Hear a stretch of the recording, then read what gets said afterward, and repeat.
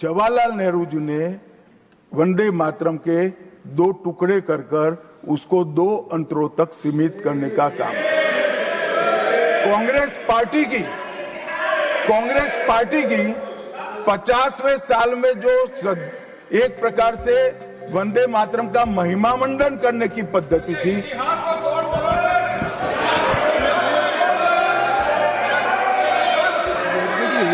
Unless he yields, मान्यवर 1 minute में उनको बहुत समय दिया गया, अपने समय पर बोले ना, मुझे कोई आपत्ति नहीं। आपका समय, खड़गे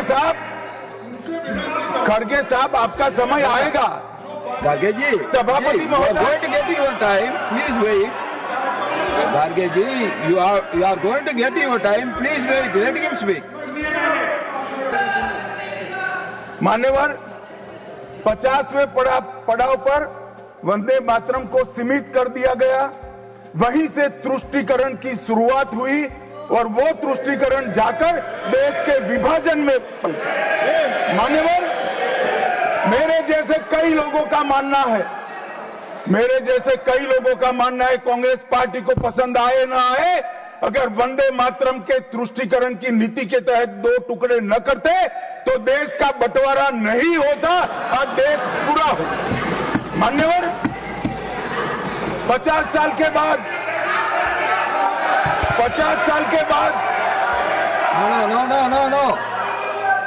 No, nothing will go on record except honorable minister's speech. Please. मान्यवर 50 साल के बाद वंदे मातरम 100 साल का हुआ। सबको था कि 100 साल मनाए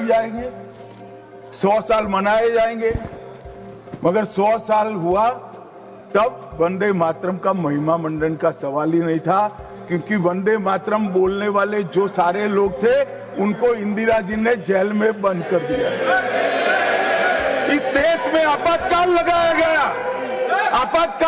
गया, विपक्ष के लाखों लोगों को, लाखों समाज सेवियों को, स्वयंसेवी संगठन के लोगों को जेल में भर दिया गया, कोई कारण के बगैर अखबारों पर ताले लगा दिए गए, यहां तक कि आकाशवाणी में उस वक्त एक ही माध्यम था, आकाशवाणी में किशोर कुमार की आवाज ही नहीं आती थी, ड्यूएट गाने भी लता जी की आवाज में ही आते थे। मान्यवर पूरे देश को जब वंदे मातरम 100 साल का हुआ, पूरे देश को बंदी बनाकर रख दिया। और कल 150वां साल है, 150वें साल में लोकसभा में चर्चा हुई। साहब ये कांग्रेस पार्टी की स्थिति देखिए, जिस कांग्रेस पार्टी के अधिवेशनों की शुरुआत गुरुवर टैगोर जैसे लोग वंदे मातरम गाकर कराते थे। वंदे मातरम कांग्रेस पार्टी के आजादी के आंदोलन का एक मंत्र बना था।